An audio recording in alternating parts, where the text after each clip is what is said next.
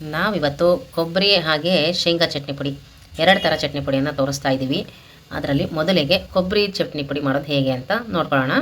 ಅದಕ್ಕೆ ಬೇಕಾದಂಥ ಪದಾರ್ಥಗಳು ಇದು ಕೊಬ್ಬರಿ ನಾನೊಂದು 1/4 kg ಅಂದರೆ 250 ಗ್ರಾಮ್ ಅಷ್ಟು ತೊಗೊಂಡಿದ್ದೀನಿ. 250 ಗ್ರಾಮು ಕೊಬ್ಬರಿಗೆ 300 ಗ್ರಾಮ್ ಅಷ್ಟು ಶೇಂಗಾ ತೊಗೊಂಡಿದ್ದೀನಿ. 150 ಗ್ರಾಮ್ ಅಷ್ಟು ಕಡಲೆ ತೊಗೊಂಡಿದ್ದೀನಿ. ಇನ್ನು ಬೆಳ್ಳುಳ್ಳಿ ಇದೊಂದು 50 ಗ್ರಾಮ್ ಇರಬಹುದು. ನೆಕ್ಸ್ಟ್ ಕರಿಬೇವು ನೋಡಿ, ಇದು ಒಣಗಿಸಿರೋ ಕರಿಬೇವು ತುಂಬ ಚೆನ್ನಾಗಿರುತ್ತೆ, ಅದಕ್ಕೆ ಒಣಗಿಸಿದ್ದೀನಿ. ಹಸಿ ಕರಿಬೇವು ಕೂಡ ಹಾಕ್ಕೊಂಡು ಬಿಸಿ ಮಾಡ್ಕೊಂಡು ಹಾಕ್ಕೋಬೋದು, ಏನು ತೊಂದರೆ ಇಲ್ಲ. ನೆಕ್ಸ್ಟ್ ಬಂದುಬಿಟ್ಟು ಒಣಮೆಣಸಿನ್ಕಾಯಿ, ಬ್ಯಾಡಿಗೆ ಮೆಣಸಿನ್ಕಾಯಿ ಒಂದು 15 ತೊಗೊಂಡಿದ್ದೀನಿ. ಗುಂಟೂರು ಮೆಣಸಿನ್ಕಾಯಿ ಒಂದು 6 ತೊಗೊಂಡಿದ್ದೀನಿ. ಖಾರ ಜಾಸ್ತಿ ಖಾರ ಆದರೆ ತೆಗಿಯೋದಕ್ಕೆ ಬರೋದಿಲ್ಲ, ಅದೇ ಕಡಿಮೆ ಖಾರ ಆದರೆ ನೆಕ್ಸ್ಟ್ ನಾವು ಬೇಕಾದರೆ ಮೆಣಸಿನ್ಕಾಯಿ ಹಾಕ್ಕೊಂಡು ರುಬ್ಕೋಬೋದು, ಅದಕ್ಕೆ ಸ್ವಲ್ಪ ಕಡಿಮೆನೇ ತೊಗೊಂಡಿದ್ದೀನಿ. ನೆಕ್ಸ್ಟು ಇದು ರುಚಿಗೆ ತಕ್ಕಷ್ಟು ಉಪ್ಪು, 1/2 ಸ್ಪೂನಷ್ಟು ಉಪ್ಪನ್ನು ತೊಗೊಂಡಿದ್ದೀನಿ. ಒಂದು ಸಣ್ಣ ನಿಂಬೆಹಣ್ಣು ಗಾತ್ರದಷ್ಟು ಹುಣಸೆಹಣ್ಣು ತೊಗೊಂಡಿದ್ದೀನಿ. ಇಷ್ಟು ಐಟಮ್ಸ್ ಇದ್ದು ಬಿಟ್ಟರೆ ನಮ್ಮದು ಕೊಬ್ಬರಿ ಚಟ್ನಿ ಪುಡಿ ಆಗೋಗ್ಬಿಡುತ್ತೆ ಕಣ್ರಿ. ನಾನು ಆ್ಯಕ್ಚುಲಿ ಯಾವುದನ್ನು ಅಳತೆ ಮಾಡಿಬಿಟ್ಟು ಮಾಡೋದಿಲ್ಲ ನನಗೆ ಮಾಡ್ಕೊಳ್ಳುವಾಗ. ಈಗ ವಿಡಿಯೋ ಮಾಡೋದಕ್ಕೋಸ್ಕರ, ನಿಮ್ಗಳಿಗೋಸ್ಕರ, ವೀಕ್ಷಕರಿಗೋಸ್ಕರ ನಾನು ಜಸ್ಟ್ ಇಷ್ಟಿಷ್ಟು ಇದೆ ಅಂಥೇಳಿ ಒಂದು ಅಳತೆಯಲ್ಲಿ ನಿಮಗೆ ತೋರಿಸ್ತಾ ಇದ್ದೀನಿ. ಮೆಷರ್ಮೆಂಟೆಲ್ಲ ಏನು ಮಾಡ್ಕೊಳ್ಳಲ್ಲ, ಜಸ್ಟ್ ಅಂದಾಜಲ್ಲಿ ಎಲ್ಲದನ್ನು ಹಾಕ್ಕೊಂಡು ಮಾಡ್ಕೊಳ್ತೀನಿ ನಾನು. ನಿಮಗೆ ಗೊತ್ತಾಗಲಿ ಅನ್ನೋ ಕಾರಣಕ್ಕೋಸ್ಕರ ಮೆಷರ್ಮೆಂಟ್ ಮಾಡಿಕೊಂಡು ನಿಮಗೆ ತೋರಿಸ್ತಾ ಇರೋದು, ಇಷ್ಟಿಷ್ಟೇ ಇದೆ ಅಂಥೇಳಿ. ಓಕೆ, ನೆಕ್ಸ್ಟು ಶೇಂಗಾ ಚಟ್ನಿ ಪುಡಿಗೆ ಏನೇನು ಬೇಕು, ಎಷ್ಟು ಪ್ರಮಾಣದಲ್ಲಿ ಬೇಕು ನೋಡ್ಕೊಂಡು ಬರೋಣ ಬನ್ನಿ.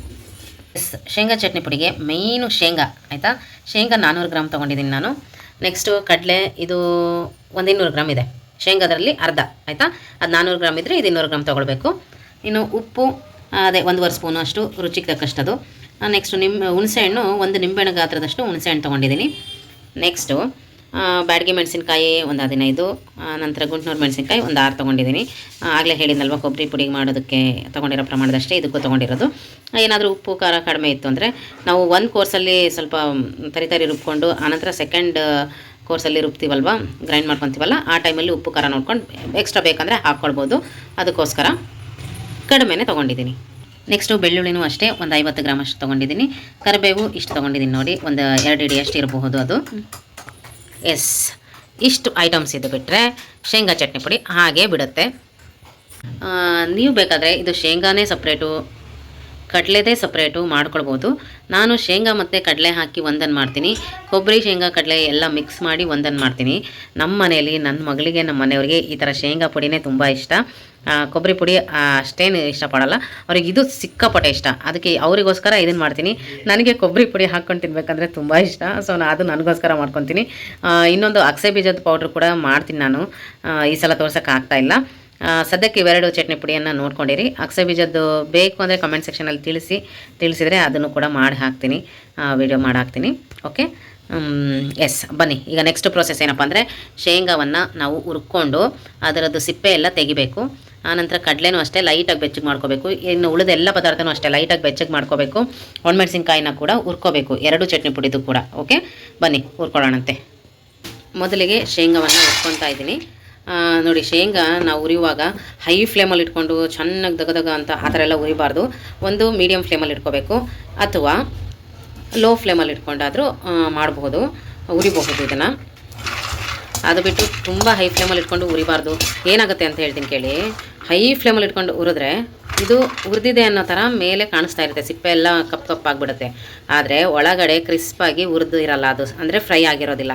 ಅದಕ್ಕೆ ನಾವೇನು ಮಾಡಬೇಕು, ಸಿಮ್ಮಲ್ಲಿ ಇಟ್ಕೋಬೇಕು ಅಥವಾ ಮೀಡಿಯಮ್ ಫ್ಲೇಮಲ್ಲಿ ಇಟ್ಕೊಂಡು ಚೆನ್ನಾಗಿ ನೀಟಾಗಿ ಉರಿಬೇಕು, ಸಮಾಧಾನದಾಗೆ ಪೇಷನ್ಸಿಂದ ಉರಿಬೇಕು.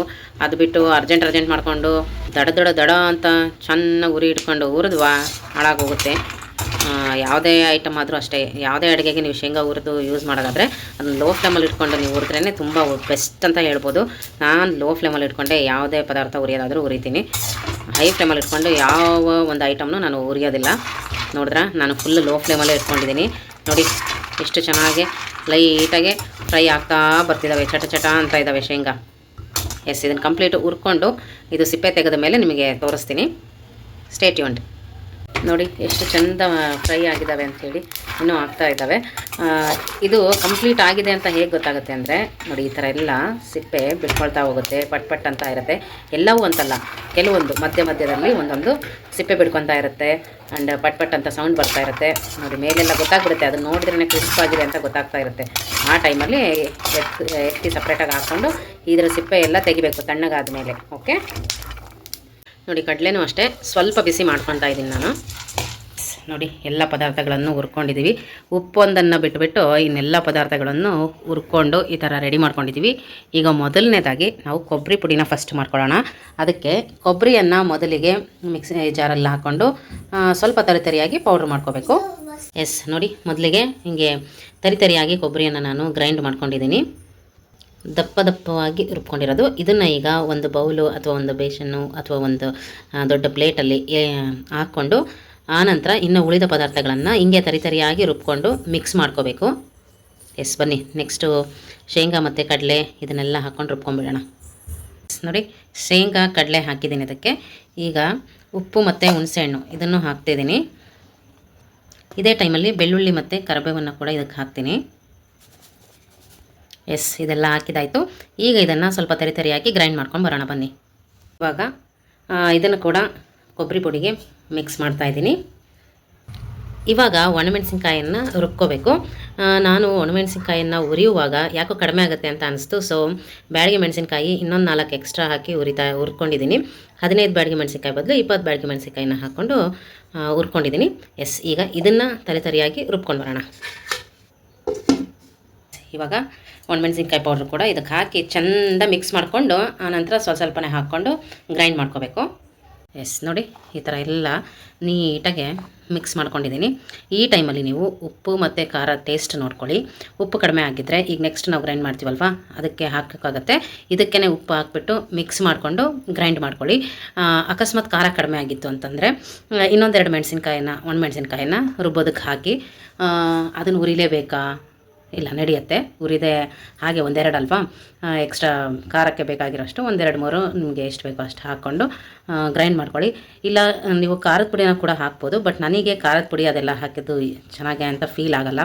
ಒಣಮೆಣಸಿನ್ಕಾಯಿ ಹುರ್ಕೊಂಡು ಒಣಮೆಣಸಿನ್ಕಾಯಿ ಹಾಕಿ ಮಾಡಿದ್ರೇ ಚಟ್ನಿ ಪುಡಿ ಟೇಸ್ಟು ಸೂಪರಾಗಿರುತ್ತೆ. ಎಸ್, ಈಗ ಉಪ್ಪು ಖಾರ ಟೇಸ್ಟ್ ನೋಡಿಕೊಂಡು ಬೇಕಿದ್ದರೆ ಈ ಥರ ಆ್ಯಡ್ ಮಾಡ್ಕೊಳ್ಳಿ. ಓಕೆ, ಈಗ ಇದನ್ನು ಸೆಕೆಂಡ್ ಟ್ರಿಪ್ಪು ನಾನು ಗ್ರೈಂಡ್ ಮಾಡ್ಕೊಂಡು ಬರ್ತೀನಿ, ತೋರಿಸ್ತೀನಿ ಫೈನಲ್ ಲುಕ್ ಹೇಗಿರುತ್ತೆ ಅಂತ. Stay tuned. ಎಸ್, ನೋಡ್ರಮ್ಮ ನಮ್ಮದು ಕೊಬ್ಬರಿ ಪುಡಿ ರೆಡಿ ಆಯಿತು. ಸಖತ್ತಾಗಿ ಕಾಣಿಸ್ತಾ ಇದೆ ಅಲ್ವಾ ಕಲರು? ನಿಜವಾಗ್ಲೂ ಇದೇ ಕಲರ್ ಇದೆ ಇದು, ಕ್ಯಾಮ್ರಾದಲ್ಲಿ ಅಂತಲ್ಲ. ಆ್ಯಂಡ್ ಇದಿನ್ನೂ ನಾವು ನೈಟ್ ಮಾಡ್ತಾ ಇರೋದು. ಇನ್ನು ಬೆಳಿಗ್ಗೆಗಂತೂ ಸಖತ್ ಕಲರ್ ಟರ್ನ್ ಆಗುತ್ತೆ ಇದು ಚಟ್ನಿ ಪುಡಿ. ಸ್ವಲ್ಪ ಇದನ್ನು ಇದೇ ಥರ ಗಾಳಿಗೆ ಬಿಟ್ಬಿಡ್ಬೇಕು ನೈಟ್ ಮಾಡಿದ್ರಿ ಅಂದರೆ. ಈ ಥರ ಗಾಳಿಗೆ ಅಂದರೆ ಒಂದು ಪೇಪರೋ ಅಥವಾ ಒಂದು ತೆಳ್ಳಂದು ಬಟ್ಟೆನೋ ಏನಾದರೂ ಮುಚ್ಚಿಬಿಟ್ಟು ಗಾಳಿ ಆಡೋ ಥರ ಬಿಡಿ ಹೀಗೆಲ್ಲ. ಮತ್ತು ಬೆಳಿಗ್ಗೆ ಎದ್ದು ಇದು ಮಾಡುವಾಗ ಸಾಧ್ಯವಾದರೆ ಎಳೆ ಬಿಸಿಲಿಗೆ ಒಂದು ಸ್ವಲ್ಪ ತಿಡಿ. ಬಿಸಿಲಿಗಿಟ್ರೆ ಫ್ಲೇವರ್ ಹೋಗ್ಬಿಡುತ್ತಾ ಅಂತ ಕೆಲವ್ರಿಗೆ ಡೌಟು. ಫ್ಲೇವರ್ ಏನು ಹೋಗಲ್ಲ, ಫ್ಲೇವರ್ ಚೇಂಜು ಆಗೋಲ್ಲ, ತುಂಬ ಚೆನ್ನಾಗಿರುತ್ತೆ. ಆ್ಯಂಡ್ ತುಂಬ ದಿನ ಇಟ್ಟರು ಏನು ಒಂದು ಸ್ವಲ್ಪನೂ ಕೆಡೋದಿಲ್ಲ ಚಟ್ನಿ ಪುಡಿ. ಅದಕ್ಕೋಸ್ಕರ ನಾವು ಬಿಸಿಲಲ್ಲಿ ಒಂದು ಎಳೆ ಬಿಸಿಲಲ್ಲಿ ಜಾಸ್ತಿ ಹೊತ್ತು ಬೇಡ, ಒಂದು ಅರ್ಧ ಗಂಟೆ ಇಟ್ಟರು ಸಾಕು, ತುಂಬ ಚೆನ್ನಾಗಾಗುತ್ತೆ. ನೋಡಿ ಕಲರ್ ಹೆಂಗೆ ಕಾಣಿಸ್ತಾ ಇದೆ ನೋಡಿದ್ರಾ? ಇದೇ ಥರ ಇನ್ನೂ ಕಲರ್ ಸಖತ್ತಾಗಿ ಟರ್ನ್ ಆಗುತ್ತೆ ರೆಡ್ಡಾಗಿ. ಉಪ್ಪು ಖಾರ ಎಲ್ಲ ಪರ್ಫೆಕ್ಟಾಗಿದೆ ಇದು ಕೊಬ್ಬರಿ ಪುಡಿದು. ನೆಕ್ಸ್ಟ್ ಈಗ ಶೇಂಗಾ ಪುಡಿನೂ ಸೇಮ್ ಇದೇ ಥರನೇ ಎಲ್ಲ ಶೇಂಗಾ, ಬೆಳ್ಳುಳ್ಳಿ, ಕರಿಬೇವು, ಹುಣಸೆಹಣ್ಣು, ಉಪ್ಪು, ಕಡಲೆ ಇದಿಷ್ಟನ್ನು ಹಾಕ್ಕೊಂಡು ಫಸ್ಟು ಒಂದು ಸರಿ ತರಿಯಾಗಿ ಗ್ರೈಂಡ್ ಮಾಡ್ಕೊಂಡು ಒಂದು ಕಡೆ ಶಿಫ್ಟ್ ಮಾಡ್ಕೊಳ್ಳೋದು.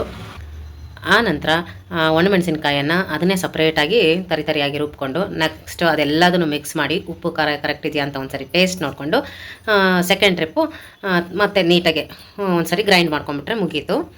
ಇದು ನೋಡಿ ಚಟ್ನಿ ಪುಡಿ ಯಾವ ಹದದಲ್ಲಿರಬೇಕಂತ ತೋರಿಸ್ತಾ ಇದ್ದೀನಿ. ನೋಡಿ ಇಷ್ಟು ತರಿಯಾಗಿದ್ದರೆ ಸಾಕು. ನೋಡಿ ಹೀಗೆ ಓವರಾಗಿ ತರಿಯಾಗಿರಬಾರ್ದು ಆ್ಯಂಡ್ ತುಂಬ ಸಣ್ಣಗಿರಬಾರ್ದು. ಅದು ಚಟ್ನಿ ಪುಡಿ ಟೇಸ್ಟ್ ಇರೋದಿಲ್ಲ, ಒಂಥರ ಚೆನ್ನಾಗಿ ಅನಿಸಲ್ಲ ಅದು ತಿನ್ನಬೇಕಾದ್ರೆ. ಸೊ ಈ ಕನ್ಸಿಸ್ಟೆನ್ಸಿಯಲ್ಲಿದ್ದರೆ ಸಾಕು. ನೋಡಿ ಹತ್ತಿರದಿಂದ ತೋರಿಸ್ತಾ ಇದ್ದೀನಿ, ಈ ಕನ್ಸಿಸ್ಟೆನ್ಸಿಯಲ್ಲಿದ್ದರೆ ಸಾಕು ಚಟ್ನಿ ಪುಡಿ. Yes fantastic. ನಾನು ಈಗ ಏನು ತೋರಿಸಿದ್ನಲ್ಲ ಈ ಎಲ್ಲ ಪದಾರ್ಥಗಳನ್ನು ಹಾಕಿ ಚಟ್ನಿ ಪುಡಿ ಮಾಡಿ ನಿಜವಾಗ್ಲೂ ಟೇಸ್ಟು ಸಖತ್ತಾಗಿರುತ್ತೆ. ಕೆಲವರು ಬೆಲ್ಲ ಹಾಕ್ತಾರೆ, ನಾನು ಬೆಲ್ಲ ಹಾಕಲ್ಲ, ನಮಗೆ ಸ್ವೀಟ್ ಎಲ್ಲ ಇಷ್ಟ ಆಗಲ್ಲ. ಅದು ಬೆಲ್ಲ ಹಾಕ್ಬಿಟ್ರೆ ಸ್ವೀಟ್ ಅನಿಸ್ಬಿಡುತ್ತೆ, ಸೊ ನಾನು ಬೆಲ್ಲ ಹಾಕಲ್ಲ. ಆ್ಯಂಡ್ ಈಗ ನಾನು ಏನು ತೋರಿಸಿದ್ನಲ್ಲ ಐಟಮ್ಸು, ಇದರಲ್ಲಿ ಒಂದು ಐಟಮ್ ಇಲ್ಲ ಅಂದರೂ ನಾನು ಚಟ್ನಿ ಪುಡಿನೂ ಮಾಡೋದೇ ಇಲ್ಲ. ಯಾವುದಾದ್ರೂ ಅಷ್ಟೇ, ಯಾವುದೇ ಪೌಡ್ರ್ ಆಗಲಿ, ನಾನು ಈಗೇನು ನಾನು ರೆಸಿಪೀಸ್ ತೋರಿಸ್ತಾ ಇದ್ದೀನಿ ಪೌಡರ್ದು, ಅವುಗಳಿಗೆ ಬೇಕಾದಂಥ ಪದಾರ್ಥಗಳಲ್ಲಿ ಒಂದು ಪದಾರ್ಥ ಕಡಿಮೆ ಇದ್ದರೂ ಕೂಡ ನಾನು ಮಾಡೋದಿಲ್ಲ. ಎಲ್ಲ ಥರ ಪದಾರ್ಥನೂ ಇರಬೇಕು ನನಗೆ, ಹಿಂಗೆಲ್ಲ ಹದವಾಗಿ ಮಾಡಬೇಕು ಅಂತಂದರೆ. ಅದಕ್ಕೆ ಇಷ್ಟು ಐಟಮ್ಸು ಹಾಕ್ಬಿಟ್ಟು ಮಾಡಿ ಒಂದು ಸರಿ ನೋಡಿ. ಎಸ್, ನೆಕ್ಸ್ಟು ಶೇಂಗಾ ಪುಡಿನೂ ಮಾಡಿದ್ಮೇಲೆ ಎರಡನ್ನೂ ಒಟ್ಟಿಗೆ ಇಟ್ಬಿಟ್ಟು ನಿಮಗೆ ತೋರಿಸ್ಬಿಡ್ತೀನಿ. ಓಕೆ, ಎಸ್ ನೋಡಿ, ನಮ್ಮದು ಶೇಂಗಾ ಪುಡಿನೂ ಆಗೋಗ್ಬಿಡ್ತು. ನೋಡಿ, ಕಲರು ಸೂಪರಾಗಿದೆ. ಇದೊಂಥರ ರೆಡ್ಡು ಅಲ್ಲ, ಕೇಸರಿನೂ ಅಲ್ಲ, ಆ ಥರ ಕಲರ್ ಇರುತ್ತೆ ಇದು. ಸೂಪರಾಗಿದೆ ನೋಡಿ. ಇದು ಅಷ್ಟೇ, ಈ ಕನ್ಸಿಸ್ಟೆನ್ಸಿ ಇದ್ದರೆ ಸಾಕು, ಸ್ವಲ್ಪ ತರಿಯಾಗಿ ನೋಡಿ, ಸೂಪರಾಗಿದೆ. ಇದಂತೂ ಉಪ್ಪು ಖಾರ ಎಲ್ಲ ಕರೆಕ್ಟಾಗಿತ್ತು, ತುಂಬ ಚೆನ್ನಾಗಾಗಿದೆ ನೋಡಿ. ಈಗ ಎರಡರದ್ದು ಕಲರ್ ಡಿಫ್ರೆನ್ಸನ್ನು ತೋರಿಸ್ತೀನಿ ನಾನು. ಎಸ್ ನೋಡಿ, ರೈಟ್ ಸೈಡ್ ಇರೋದು ಕೊಬ್ಬರಿ ಪುಡಿ, ಲೆಫ್ಟಲ್ಲಿರೋದು ಶೇಂಗಾ ಪುಡಿ. ಇದು ಕೊಬ್ಬರಿ, ಇದು ಶೇಂಗಾ. ಎಸ್ ನೋಡಿ, ಇದು ಕಲರ್ ನೋಡಿ, ಇದ್ರದ್ದು ಕಲರ್ ನೋಡಿ, ಸಖತ್ತಾಗಿದ್ದಾವೆ ಎರಡೂ, ಸೂಪರಾಗಿದ್ದಾವೆ. ಇದನ್ನು ಇನ್ನೂ ಬೆಳಗ್ಗೆಗೆ ಇನ್ನೂ ಕಲರ್ ಸಿಕ್ಕಾಪಟ್ಟೆ ಚೇಂಜ್ ಆಗುತ್ತೆ, ಸಖತ್ತಾಗಿ ಕಲರ್ ಟರ್ನ್ ಆಗುತ್ತೆ ಇವೆರಡರದ್ದು. ಎಸ್, ಇದನ್ನು ಈಗ ನಾವು ನೈಟ್ ಮಾಡಿರೋದ್ರಿಂದ ಇದನ್ನು ಹಾಗೆ ಹಿಂಗೆ ಥರನೇ ಇಟ್ಬಿಟ್ಟು ಇದ್ರ ಮೇಲೆ ಒಂದು ಬಟ್ಟೆ ಮುಚ್ಚಿಬಿಟ್ಟು ಬಿಟ್ಬಿಡ್ತೀವಿ. ಬೆಳಿಗ್ಗೆ ಎಳೆ ಬಿಸಿಲಿಗೆ ಒಂದು ಅರ್ಧ ಗಂಟೆ ಇಟ್ಬಿಟ್ಟು ಆ ನಂತರ ನಾನು ಬಾಕ್ಸಲ್ಲಿ ಸ್ಟೋರ್ ಮಾಡಿ ಇಟ್ಕೊತೀನಿ. ತುಂಬ ಚೆನ್ನಾಗಿರುತ್ತೆ, ಸ್ವಲ್ಪನೂ ಹಾಳಾಗಲ್ಲ ಕಣ್ರಿ. ನಾನು ಹೇಳಿದ್ನಲ್ವ, ಆ ಥರ ಎಲ್ಲದನ್ನೂ ಚೆನ್ನಾಗಿ ಹುರ್ಕೊಂಡು ಫ್ರೀ ಮಾಡಿಬಿಟ್ರೆ ತುಂಬ ಚೆನ್ನಾಗಿರುತ್ತೆ. ನೀವು ಎಷ್ಟು ತಿಂಗಳು ಇಟ್ಟರು ಏನೂ ಆಗಲ್ಲ, ಸಖತ್ತಾಗೇ ಇರುತ್ತೆ. Yes, okay, done. ಇಲ್ಲಿಗೆ ನಮ್ಮದು ಇವತ್ತಿನ ಚಟ್ನಿ ಪುಡಿ ರೆಸಿಪಿ ಕಾರ್ಯಕ್ರಮ ಮುಗಿದಿದೆ. ಮುಂದಿನ ರೆಸಿಪಿಯೊಂದಿಗೆ ನೆಕ್ಸ್ಟ್ ವ್ಲಾಗಲ್ಲಿ ಮೀಟ್ ಮಾಡೋಣ. Take care, bye bye. ಈ ವ್ಲಾಗ್ ನಿಮಗೆ ಇಷ್ಟ ಆಗಿದ್ದರೆ, ಈ ರೆಸಿಪೀಸ್ ನಿಮಗೆ ಇಷ್ಟ ಆಗಿದ್ದರೆ ದಯವಿಟ್ಟು ಲೈಕ್ ಮಾಡಿ, ನಿಮ್ಮ ಫ್ರೆಂಡ್ಸ್ ಆ್ಯಂಡ್ ಫ್ಯಾಮಿಲಿಗೆ ಶೇರ್ ಮಾಡಿ, ಕಮೆಂಟ್ ಸೆಕ್ಷನಲ್ಲಿ ತಿಳಿಸಿ, ಟ್ರೈ ಮಾಡಿ ಇದನ್ನು. ಅನಂತರ ಕಮೆಂಟ್ ಸೆಕ್ಷನಲ್ಲಿ ತಿಳಿಸಿ ಹೇಗಾಗಿತ್ತು ಅಂತ ಹೇಳಿ. ಆ್ಯಂಡ್ ಬೇರೆ ಏನಾದರೂ ರೆಸಿಪೀಸ್ ಬೇಕು ಅಂದರೆ ಕಮೆಂಟ್ ಸೆಕ್ಷನಲ್ಲಿ ತಿಳಿಸಿ, ಇಂಥ ರೆಸಿಪಿ ಬೇಕು ಅಂತ ಹೇಳಿ. ನಮ್ಮ ಯೂಟ್ಯೂಬ್ ಚಾನಲನ್ನು ನೀವು ಸಬ್ಸ್ಕ್ರೈಬ್ ಮಾಡ್ಕೊಂಡಿಲ್ಲ ಅಂದರೆ ದಯವಿಟ್ಟು ಸಬ್ಸ್ಕ್ರೈಬ್ ಮಾಡ್ಕೊಳ್ಳಿ, ನಮಗೆ ಸಪೋರ್ಟ್ ಮಾಡಿ. Thank you everyone, bye.